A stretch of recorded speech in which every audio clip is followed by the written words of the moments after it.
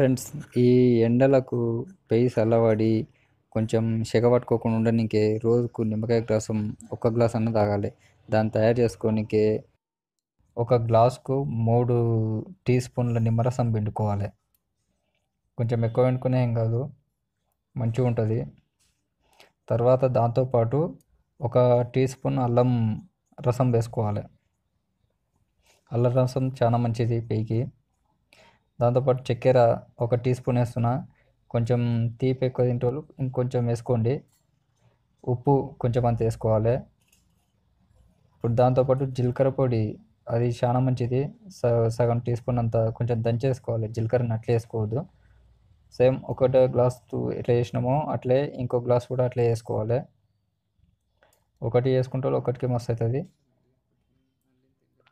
దీంట్లో కూడా 3 టీ స్పూన్ల నిమ్మరసం, 1 టీ స్పూను అల్లం రసం, మిగిలితే కొంచెం ఇంత పోసుకోవచ్చు.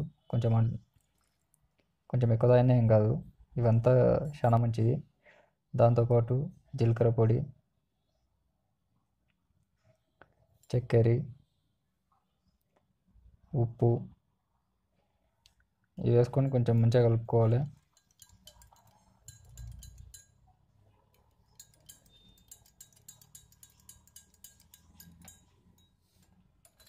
ఐస్ ముక్కలు ఉంటే ఐస్ ముక్కలు, లేదంటే కుండల నీళ్ళు ఉంటే కుండల నీళ్ళు పోసుకోవాలి.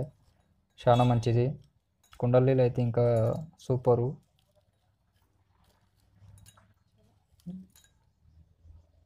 చల్లగా అవుతాయి, ప్లస్ మంచిగా ఉంటుంది. కుండల నీళ్ళు పోసుకుంటే ఇష్టం ఉన్నట్టు వేసుకోవచ్చు. తర్వాత నీళ్ళు పోసుకోవాలి.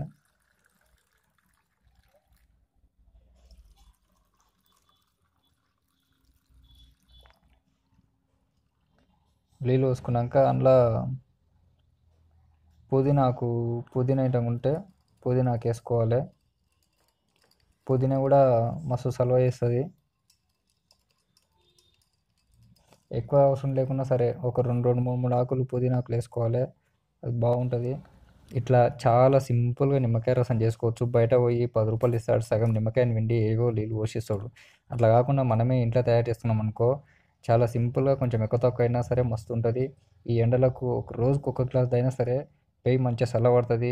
ఈ సెగ పట్టుకొని అట్లా అవన్నీ ఏం లేకుండా బాగుంటుంది. ఫ్రెండ్స్, ఈ వీడియో నచ్చితే షేర్ చేయండి. మా ఛానల్ని సబ్స్క్రైబ్ చేసుకోండి. Thank you. Your tube city.